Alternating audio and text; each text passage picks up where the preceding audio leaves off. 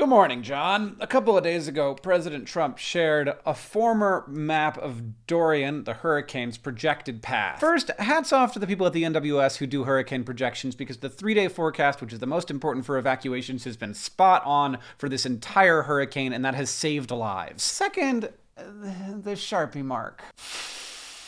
See, the president also said a few days ago that Alabama was like in the crosshairs of Dorian. And this is something that would be a totally normal flub. Like, people sometimes when they're talking say the wrong thing. But then probably President Trump, maybe somebody else, drew a little Sharpie line on the map to like include a little slice of Alabama. And then it was like a front page story in a lot of places. Sharpiegate trended on Twitter. And people were suggesting maybe Donald Trump should be prosecuted for sharing false weather data. To that last one, no. It wasn't a predictive map. It wasn't shared as a predictive map. It was saying, here's what we thought might have happened and we got lucky and that thing didn't happen. But it is also very clearly weird. We think that newsworthy and important are synonymous. They're not. It's important that the Golden Gate Bridge didn't fall down today, but it is not newsworthy because it's normal. The first condition to whether something is newsworthy is whether it's abnormal. Is Sharpiegate important? Maybe as like an illustration of the degradation of the shared foundation of truth in the most ham-fisted way imaginable. But mostly from what I saw, it was used as like a window into the inner workings of the president's mind. And that's always gonna be guessing. Like, we know that's all guessing. But here's the thing I know.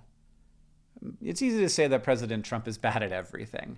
But one thing he really gets is attention. And I think that pretty much everybody, like even his supporters, get that he prefers the spectacle of this whole thing more than the process of actually governing. And so like 2 or 3 times a week, we have some fresh spectacle that he is responsible for. Like, it's at this point pretty clearly not a bug, it's a feature. This isn't to say that it's good for him, like personally, or for his re-election chances. There's like 30 York Peppermint Patty rappers in this trash attesting to the fact that just because you like something doesn't mean it's good for you. It's also not to say that spectacles are unimportant. Part of the process of governing is actually getting stuff done. Part is creating a shared story that people can believe in. It's fighting for a particular story. And theatrics are a good way to tell a story, and people at the center of attention are the ones who are most able to shape a narrative. And to some people, these weird theatrics are exciting. Somebody draws a line on a map and suddenly everybody's exploding. It fits into this narrative of like the press and liberals being ultra critical of Donald Trump. But by being abnormal, Trump gets to always be in the spotlight. And because he's in the spotlight, he gets to craft a narrative like he's the producer of a reality TV show. But the wild thing to me is,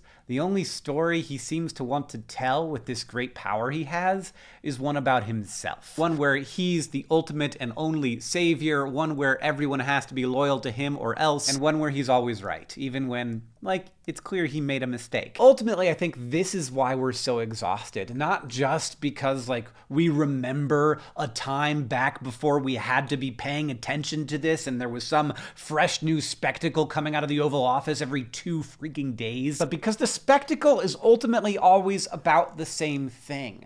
It's pompous and it's selfish, it's egotistical, and it's smug. He has a tremendous skill for controlling and crafting narrative, but instead of using that for any kind of shared vision, it's always only about himself. And that's exhausting, not because it's always in your face, but because of how dangerous it actually is. I don't know the way through here. I'm just describing a situation. If we don't treat abnormal things like they're news, then they just become normal. But when the strategy becomes be abnormal for the sake of attention, the only thing you can do is realize it and then, like, vote it out every time.